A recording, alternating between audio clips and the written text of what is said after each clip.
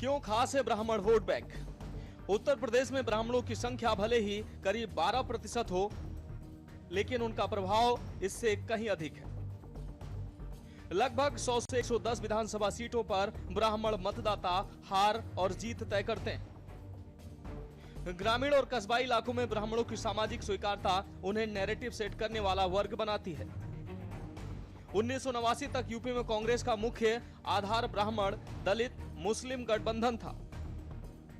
उनके छिटकने से ही कांग्रेस का पतन हुआ और क्षेत्रीय दलों का उदय हुआ। यूपी का चाणक्य किसके साथ?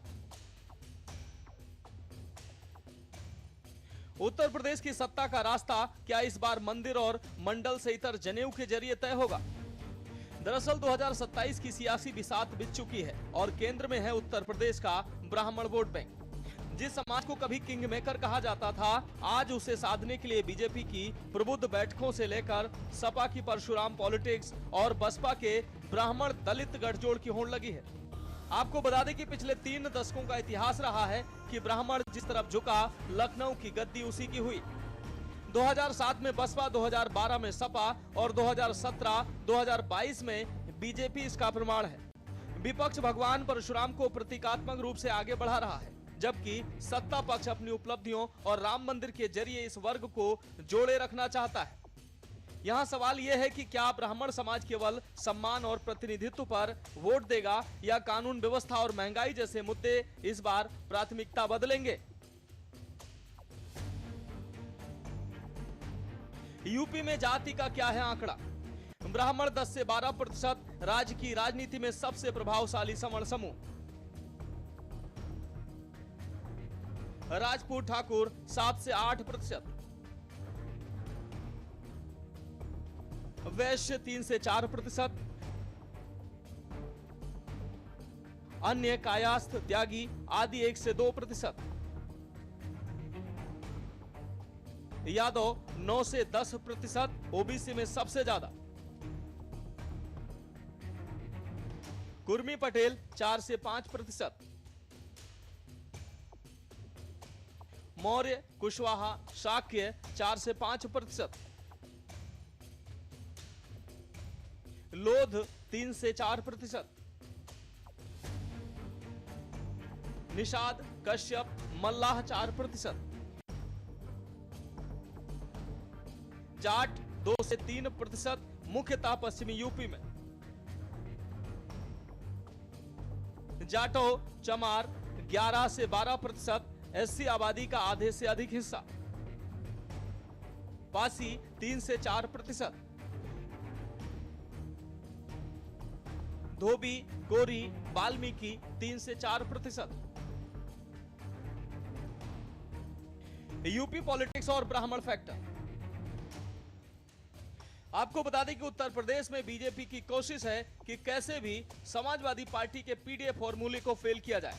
चर्चा है कि बीजेपी के मदद के लिए ओम प्रकाश राजभर ने मोर्चा संभाल लिया है और समाजवादी पार्टी के गढ़ आजमगढ़ पर धावा बोला। सुना है कि महीने में करीब 7 दिन आजमगढ़ में ही बिता रहे हैं। 2022 के विधानसभा चुनाव में ओम प्रकाश राजभर समाजवादी पार्टी के साथ थे, लेकिन अब पार्टी सत्ता हासिल करने में चूक गई तो बीजेपी से जा मिले। कुछ समय पहले बीजेपी के ब्राह्मण विधायकों ने एक बड़ी बैठक की थी। बैठक इतनी असरदार रही कि यूपी बीजेपी अध्यक्ष पंकज चौधरी को फटकार के साथ फरमान जारी करना पड़ा। आइंदे से ये सब हरगिज नहीं होना चाहिए, लेकिन खेल जब शुरू हो चुका है तो रुकने वाला कहां? किसी न किसी रूप में हर रोज सामने आ रहा है। उत्तर प्रदेश में ब्राह्मण आबादी करीब 12% है, जो सवर्णों में सबसे ज्यादा है। सवर्ण आबादी 18 से 20% मानी जाती है। करीब 8% ठाकुरों की आबादी होने का अनुमान है। राजनीति की मुश्किल यह है कि ब्राह्मण कभी कभी ही जाति के आधार पर उम्मीदवार या पार्टी चुनता है, अक्सर अलग अलग वजहों से बटा होता है।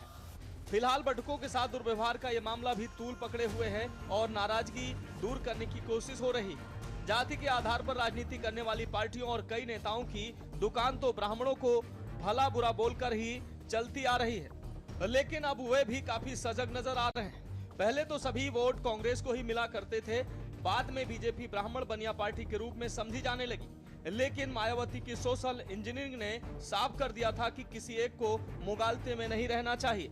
समाजवादी पार्टी ने यूपी विधानसभा में माता प्रसाद पांडेय को विपक्ष का नेता बनाया है। वहीं बीएसपी नेता मायावती भी फिर से सोशल इंजीनियरिंग का फॉर्मूला आजमाने की कोशिश कर रही हैं। पिछले दिनों एक फिल्म घूसखोर पंडित के नाम पर हुए विवाद में उन्होंने तत्काल हस्तक्षेप किया। दलितों की राजनीति करने वाली मायावती ने ब्राह्मणों के हक में आवाज बुलंद की। कहा कि ब्राह्मणों का अनादर बर्दाश्त नहीं होगा।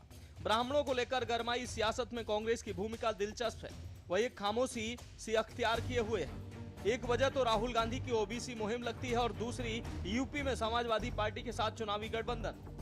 कांग्रेस अगड़ी जातियों के विरुद्ध अपनी राजनीति में इतना आगे निकल गई है कि अब उसका दोबारा ब्राह्मणों की ओर शायद सहज ना लगे। हालांकि एक दौर में कांग्रेस का ब्राह्मणों के बीच अच्छा खासा जनाधार रहा है। कौन जाने यूपी चुनाव आते आते राहुल गांधी को एक बार फिर अपने जनेऊ की याद आ जाए। राजनीतिक विश्लेषकों का मानना है कि ब्राह्मण वोट बैंक अब केवल भावनात्मक नहीं बल्कि सत्ता में भागीदारी के आधार पर फैसले लेता है। जहां बीजेपी को उसकी हिंदुत्व की छतरी का लाभ है, वहीं क्षेत्रीय दल स्थानीय समीकरण और उपेक्षा के नैरेटिव को हवा दे रहे हैं। आमतौर पर यूपी में ब्राह्मण मतदाता साइलेंट रहता है, लेकिन जब वो बोलता है तो तख्ता पलट हो जाता है।